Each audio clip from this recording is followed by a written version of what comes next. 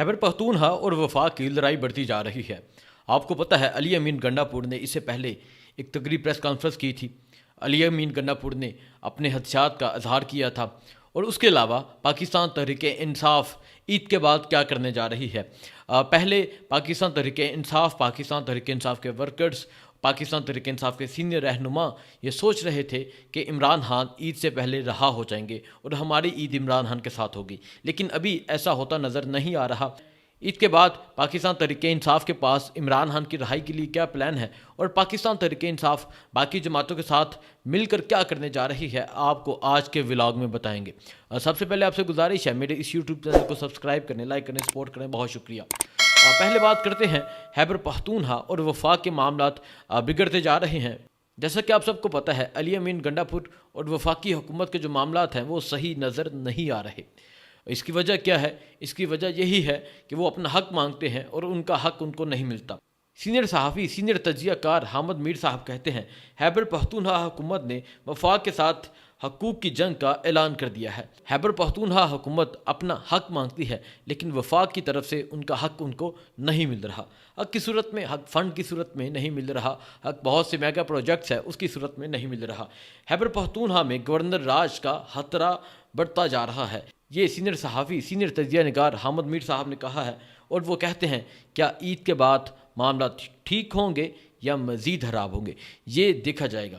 खैबर पख्तूनख्वा हुकूमत को जिस तरह फ़ंड दिया जा रहा है और खैबर पख्तूनख्वा हुकूमत इस महदूद से फ़ंड में बहुत से अहम और बहुत से आला काम किए हैं। खैबर पख्तूनख्वा में क्या काम किए गए हैं? खैबर पख्तूनख्वा हमेशा से मिसाली रहा। आपको बताते हैं खैबर पख्तूनख्वा में रमज़ान पैकेज 6,87,000 ख़ानदानों को तरसील कर दिया गया है, बेच दिया गया है। पैकेज के तहत 6 अरब 86 करोड़ 70 लाख रुपए तकसीम किए जा चुके हैं। बहुत एक कमाल तरीके से ये पैसे तकसीम किए गए हैं, बहुत कमाल तरीके से फ़ंड्स तकसीम किए गए हैं। बाकी सूबों की निस्बत खैबर पख्तूनख्वा का रमज़ान पैकेज बेहतर और वसूल होने का तरीका भी बहुत बेहतर था। इमरान खान ने जब भी कोई इस तरह का प्रोजेक्ट इमरान खान की हुकूमत में भी अगर आया है, इमरान खान ने अगर एहसास प्रोग्राम के ज़रिए अगर लोगों को 12-12 हज़ार रुपये दिए हैं जब कोरोना के दिन थे तो वो बहुत बाइज़्ज़त तरीके से दिए गए थे। लेकिन अगर पंजाब में देखें एक आटे के थैले के पीछे लगाया गया है लोगों को, और वो भी आटा एक सही तरह आटा नहीं है जो घर का खाने वाला होता है, एक आटे के पीछे लगा दिया गया और आटे के पीछे इस तरह लगाया गया कि माएँ ज़लील हो रही हैं, बहनें ज़लील हो रही हैं और लोग लाइनों में लगे हैं सिर्फ एक आटे के थैले के लिए। लेकिन अगर हम खैबर पख्तूनख्वा में देखें तो खैबर पख्तूनख्वा में पाकिस्तान तहरीक इंसाफ की हुकूमत ने, सीएम अली अमीन गंडापुर ने बहुत से लोगों को, जिनमें 6,87,000 ख़ानदानों को पैकेज दिया गया है। ईद पैकेज अलग से तकसीम होगा। ईद पैकेज के लिए डिप्टी कमिश्नर्स को अलग से 1 अरब 15 करोड़ रुपये दिए गए हैं।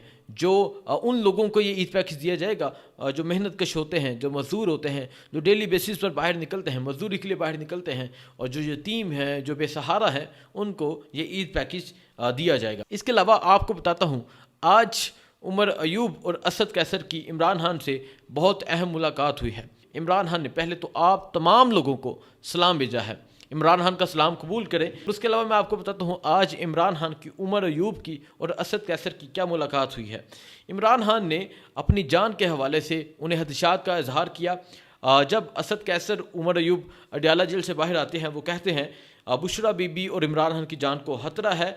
बुशरा बीबी के खाने में हार्पिक पावर के 3 कतरे मिलाए गए जिसके बाद उनकी जो सेहत है वो ठीक नहीं है और उन्होंने कहा है कि वो अपने डॉक्टर्स को चेक करवाना चाहते हैं, जो उनके शौकत खानम के डॉक्टर उनके ज़रिए वो बुशरा बीबी का चेकअप करवाना चाहते हैं, इसकी इजाज़त दी जाए। इसके अलावा असद कैसर साहब ने कहा है तमाम अपोजिशन जमातों के साथ हम राब्ते में हैं। ईद के बाद दमादम कलंदर होगा, ईद के बाद जलसे होंगे। जलसों के हवाले से मैं आपको बताता हूँ पाकिस्तान तहरीक इंसाफ अपना पहला जलसा कहाँ करेगी और इस जलसे का मकसद क्या है, इस जलसे में कौन कौन सी जमातें शामिल होगी और इसके अलावा ये जलसा कहाँ पर होगा, जिस एरिया में होगा वहाँ से आपको अभी बता देता हूँ। वहाँ से मौलाना फजल रहमान साहब जीते पशीन, कोयटा के आगे जाए बलूचिस्तान में ये शहर है पशीन, वहाँ पे جلسہ ہوگا وہاں پہ پاکستان تحریک انصاف اپنا پہلا جلسہ کرے گی. بلوچستان سے آغاز ہوگا خیبر پختونخوا میں جلسے ہوں گے, پنجاب میں جلسے ہوں گے, کراچی سندھ میں جلسے ہوں گے. عمر ایوب صاحب کہتے ہیں تمام اپوزیشن جماعتوں کے ساتھ رابطے میں ہیں, عید کے بعد تمام جماعتوں کے ساتھ مل کر ایک بہت بڑا احتجاج کریں گے. اور عمر ایوب نے مزید کہا جن انٹیلیجنس ایجنسیوں نے مداخلت کی انہیں کیفر کردار تک پہنچایا جائے گا.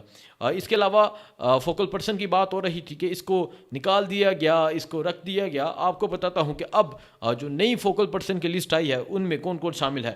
فوکل پرسنس کی لسٹ میں شبلی فراز, انتظار پنجوتا, بیرسٹر علی ظفر, بیرسٹر علی گوہر اور عمر ایوب شامل ہیں.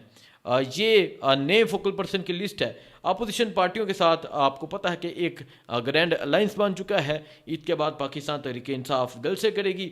ایک تو یہ خبریں ہیں کہ پاکستان تحریک انصاف جلسے کرے گی. جلسے کے حوالے سے آپ کو بتا دیا پاکستان تحریک انصاف پشین میں اپنا پہلا جلسہ کرے گی اور 12 اپریل کو پاکستان تحریک انصاف تمام جلسوں کا شیڈول جاری کر دے گی اور تیاریوں کا حکم دے دے گی. جہاں جہاں جلسہ ہوگا وہاں تیاریاں پہلے ہی جاری ہوں گی. لوگوں کو موٹیویٹ کیا جائے گا, لوگوں کو باہر نکالنے کے لیے ہر یوسی لیول میں وہاں کے جو کارکنان ہیں, وہاں کے جو سینئر رہنما ہیں وہ پہنچیں گے, لوگوں کو موٹیویٹ کریں گے. لوگ ایک بڑی تعداد میں جلسے میں نکلیں گے. پہلا جلسہ پشین میں ہوگا.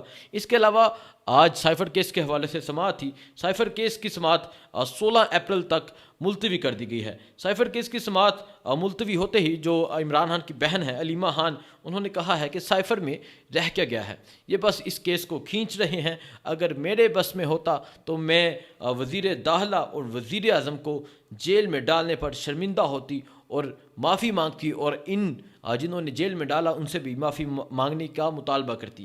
یہ عمران خان کی بہن نے کہا ہے. لیکن اس ملک میں انصاف کہاں, لیکن اس ملک میں عدل کہاں؟ عمران خان کو انصاف کیوں ملے گا؟ عمران خان کو انصاف کیوں دیا جائے گا؟ باقی جو خبریں ہیں میں آپ کو بتاتا ہوں. آج کی ایک اور اہم خبر ہے.